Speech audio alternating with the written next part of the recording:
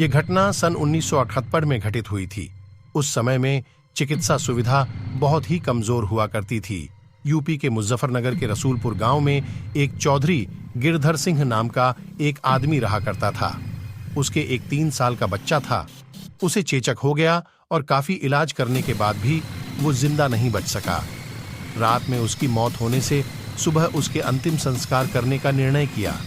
उसी रात को मुजफ्फरनगर के एक दूसरे गांव में शोभाराम नाम के एक आदमी की बैलगाड़ी के पहिए के नीचे आ जाने से मौत हो गई।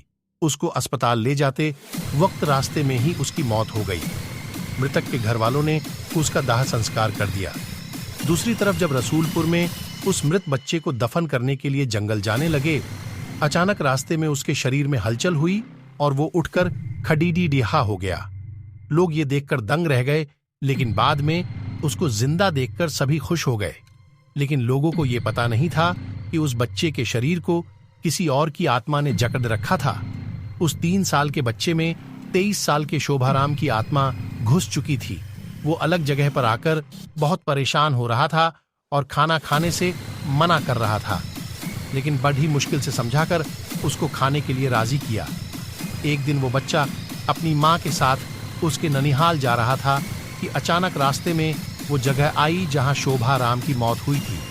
उस बच्चे ने इशारा करके बताया कि ये रास्ता उसके गांव की ओर जाता है। उसकी माँ उसकी बातों को अनसुना कर उसके ननिहाल चली गई।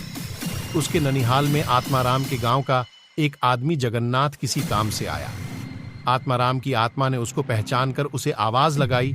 जगन्नाथ को बच्चे के मुंह से अपना नाम सुनकर अचंभा हुआ। जगन्नाथ के पूछने पर उस बच्चे ने उसका पूरा इतिहास बता दिया और बोला कि मेरी मौत से पहले ही तुम लोगों ने मुझे जला दिया और इस बच्चे के खाली शरीर को देखकर इसमें रहने लग गया। जब जगन्नाथ ने ये बात अपने गांव में बताई तो उसके पूरे परिवार के आत्माराम से मिलने चल दिए। उस बच्चे ने सबको पहचान लिया और वो उनके साथ उसके गांव चल दिया और उसने वापस रसलपुर आने से मना कर दिया, लेकिन लोगों के समझाने पर मान गया। इस तरह वो 2 परिवारों को साथ लेकर चलता रहा। इस कहानी से हमें ये पता चलता कि यदि कम उम्र में किसी की मौत हो जाती है तो वो अपनी अधूरी इच्छाओं को पूरा करने के लिए किसी के शरीर को इसका जरिया बना सकती है। दोस्तों, मैं आपको बताना चाहता हूँ कि ये तो केवल कहानी है, लेकिन हकीकत में ऐसे कुछ मामले होते हैं जिनको कोई पहचान नहीं पाता है। इस कहानी में आपको थोड़ी सी भी सच्चाई लगे तो कमेंट के जरिए अपना विचार लिखना ना भूले।